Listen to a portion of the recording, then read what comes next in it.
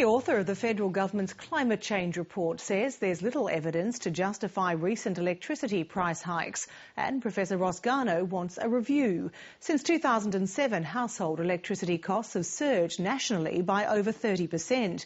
In his final update to his original 2008 review, Professor Garnaut also acknowledges a carbon tax will push up power bills. But he says low and middle income earners should be fully compensated, and has again raised nuclear power as a future option. Hamish Fitzsimmons reports. Ross Garnaut acknowledges a carbon price will bump up electricity prices. The increase for the average household resulting from the carbon price would be about $4 or $5 a week. Not a small amount. But in his view, tax cuts and social security adjustments should provide a buffer. I'm recommending that it takes that decision. If the government takes my advice on those things, then low and medium income households will be fully covered. They'll get extra income to cover that increase in electricity bills. Professor Garnaut has also told Lateline that he questions the legitimacy of recent increases to power bills. Power generators and suppliers attribute the rapid price rises to infrastructure upgrades, but Professor Garnaut says that needs closer scrutiny. I'm suggesting, as a matter of urgency and importance, that those arrangements be reviewed, because if they're unnecessary, then best we avoid those increases in electricity prices that are not compensated in any way from the proceeds of a carbon price. But the industry rejects any claim that it's overcharging.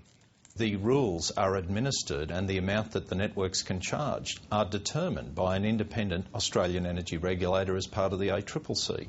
So it really is already got its own set of frameworks that make sure that these are efficient investments. And electricity suppliers say this update contains some puzzling recommendations.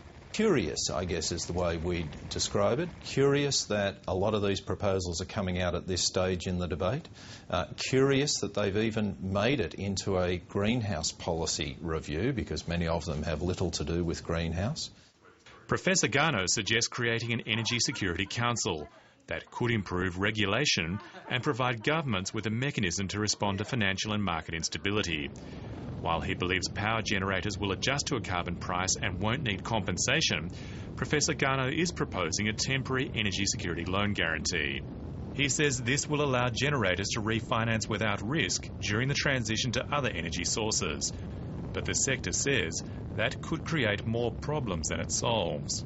It does look very bureaucratic. We're worried that it might actually be a solution looking for a problem. And so we need a bit of time to work through this. The Garnaut paper also says natural gas will become more important in electricity generation in future, and despite the disaster at one of Japan's reactors, nuclear power has been raised by Professor Garnaut as a distinct option. One cannot presume that the future will just continue unaffected by the Japanese developments, but the most likely development is that nuclear electricity will be very important in the future as a low-emission source of energy. Professor Garnaut's paper also recommends renewable energy targets and solar feed-in tariff schemes be phased out as the carbon price rises. But green groups say that support should remain. We'd say promoting renewable energy here in Australia is really important. So we'd respectfully differ with Professor Garnaut on the phase-out for support for renewables. Hamish Fitzsimmons, Lateline.